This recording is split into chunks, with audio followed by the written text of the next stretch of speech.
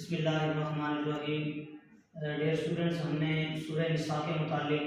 ہم نے پڑھا تھا، اس کی کچھ خصوصیات بھی ہم نے سورہ نساء کی پڑھی تھی، اور ساتھ ساتھ سورہ نساء کے متعلق ہم نے جو ڈیٹیل کے ساتھ تھا وہ ہم نے پڑھ لیا تھا۔ آج سورہ نساء کی آیات کا ترجمہ کرنے سے پہلے پہلی آیات کا ترجمہ کرنے سے پہلے مختصر سورہ نساء کے متعلق بتا دوں کہ سورہ نساء قرآن مجید کی چوتھی صورت ہے، اور اس میں کل 24 جو ہیں وہ رکوع ہیں اور 176 جو ہیں وہ آیات اس میں دی گئی ہیں، اور یہ صورت چوتھے پارے میں موجود ہے۔ اس میں زیادہ تر عورتوں کے حقوق بیان کیے گئے ہیں، جیسا کہ پہلے آپ کو بتایا تھا کہ سورہ نساء کے میننگز کیا ہوں گے اور سورہ نساء سے کیا مراد ہے۔ اب یہاں سے یہ جو نساء ہے، اس نساء کے معنی ہی عورتیں ہوتے ہیں، تو اس وجہ سے اس صورت میں سارے عورتوں کے حقوق بیان کیے گئے ہیں۔ اس کے علاوہ اس کا جو مرکزی موضوع بیان کیا گیا وہ موضوع حقوق اللہ، حقوق العباد۔ حقوق اللہ کے متعلق آپ پہلے ڈیٹیل کے ساتھ آپ اس کو سمجھ چکے ہیں، اور ساتھ ساتھ حقوق العباد بھی، لیکن حقوق اللہ اللہ کے حقوق کو کہتے ہیں اور حقوق العباد بندوں کے حقوق کو کہتے ہیں۔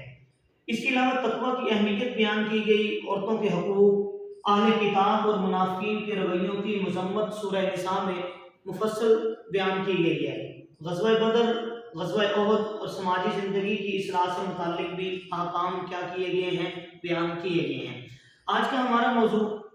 قرآن مجید کو سورہ نساء کی پہلی 2 جو آیات ہیں ان کا ترجمہ کرنا ہے ہم نے، اور ساتھ ساتھ یہ بتانا ہے کہ اس چیز میں کیا چیز بیان کی گئی ہے۔ تو آئیے دیکھیے سورہ نساء کی پہلی 2 آیات۔ بسم اللہ الرحمن الرحیم۔ دیکھیے، یا ایھا الناس، یہاں سے کہہ رہے ہیں کہ اے لوگو۔ اب دیکھیے یہاں یا ایھا الناس، اے لوگو، اتقوا ربکم الذی خلقکم من نفس واحدہ، کہ تم ڈرو۔ اتقوا کی تعریف ہم نے پہلے بھی کی تھی کہ متقی کس کو کہتے ہیں، تقوی اور پرہیزگاری کس چیز کا نام ہے۔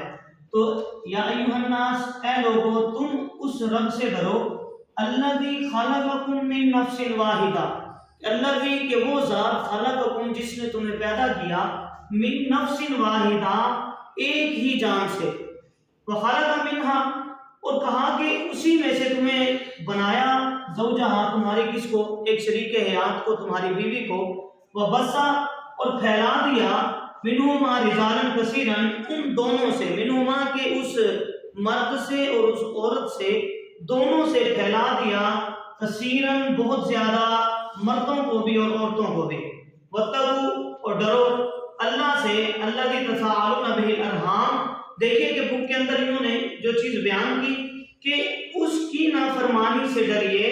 کہ جس دن اس سے مانگے جائیں گے ایک دوسرے سے حقوق۔ وہ جو پہلے ہم نے حقوق کی بات کی کہ اس کے اندر حقوق کے متعلق بیان کیا گیا، کہا کہ الذی تساءلون بہ والارحام، کہ تم اس دن سے ڈرو کہ جس دن مانگے جائیں گے حقوق، وہ حقوق اللہ اور حقوق العباد کے متعلق، کہ اللہ رب العزت سوال کریں گے کہ آئیے بتائیے کہ حقوق اللہ کیا تھے اور حقوق العباد کیا تھے، بندوں کے ساتھ ہمارے معاملات کس طریقے سے تھے اور اللہ کے ساتھ معاملات ہمارے کس طریقے سے تھے۔ ان اللہ کان علیکم رقیبا، یہاں دیکھیں کہ ہم نے کہا کہ ان اللہ کان علیکم رقیبا، کہا کہ بے شک، رقیب کہتے ہیں نگہبان کو اور نگرانی کرنے والے کو، کہا کہ بے شک اللہ تعالیٰ تم پر ایک بہت بڑے نگہبان ہیں، تمہاری نگرانی کرنے والے ہیں۔ آگے دیکھیں بالکل واضح معلوم ہو رہا ہے کہ وَآتُوا الْيَتَامَى أَمْوَالَهُمْ وَلَا تَتَبَدَّلُوا، کہا کہ اور تم دیکھیں اور یتیموں کو ان کے مال، کن کے مال، کہ جو یتیموں کے اموال ہیں، حقوق العباد کے متعلق بیان کیا کہ تم یتیموں کو ان کے مال ادا کر دو، وَلَا تَتَبَدَّلُوا اور کہا کہ تم نہ تبدیل کرو، اور تم نہ تبدیل کرو، الخبیث، خبیث سے یہاں مراد یہ ہوگا کہ جو ناکارہ چیز ہوتی ہے، جو بیکار سی چیز ہوتی ہے، کہا کہ تم بیکار چیز کو بالتئین بھی اچھی چیز کے ساتھ تم تبدیل نہ کرو۔ بھی اس طریقے سے نہیں کہ تم یتیموں سے ان کا جو ہے اچھا مال تم لے لو اور ان کو تم ناکارہ سا مال، ردی والا مال تم اٹھا کے دے دو، ایسی یہاں کوئی بات نہیں کی گئی۔ کہا کہ تم نہ بدلو عمدہ چیز سے ان کے مال کو ردی والی چیز سے، وَلَا تَأْكُلُوا أَمْوَالَهُمْ إِلَىٰ أَمْوَالِكُمْ اور ان کا مال اپنے مال کے ساتھ ملا کر نہ کھاؤ، وَلَا تَأْكُلُوا اور تم نہ کھاؤ، أَمْوَالَهُمْ ان کے مالوں کو، إِلَىٰ أَمْوَالِكُمْ ان کے مالوں کے ساتھ ملا کر، یہ نہیں کہ انہوں نے آپ کو مال دیا کہ یتیم ہے، ظاہر سی بات ہے چھوٹے بچے ہیں، ان کے پاس کفالت کا آپ کے ذمے ہے اور وہ اس چیز کو دیکھ رہے ہیں، کہا کہ ان کے مالوں کو اپنے مالوں کے ساتھ ملا کر تم نہ کھاؤ، انہو کان حوبن کبیرہ، کہا کہ ہوبن کہتے ہیں گناہ کو، کس کو کہتے ہیں؟ گناہ۔ کہا کہ یہ جو ہوبن یہ بہت بڑا، کبیرن بہت بڑا ایک گناہ ہے۔ ہوبن کبیرن سے کیا مراد ہوگا کہ کون سا بہت بڑا گناہ ہے؟ ایک تو یہ کہ ان کے اچھے مال کو ردی والے مال کے ساتھ ملا کر اپنے یعنی اپنے نکارہ مال کو تم ان کے اچھے مال کے ساتھ ملا کر تم تبدیل نہ کرو۔ یہ کیوں کہا کہ ولا تتبدلوا کہ تم نہ تبدیل کرو ان کے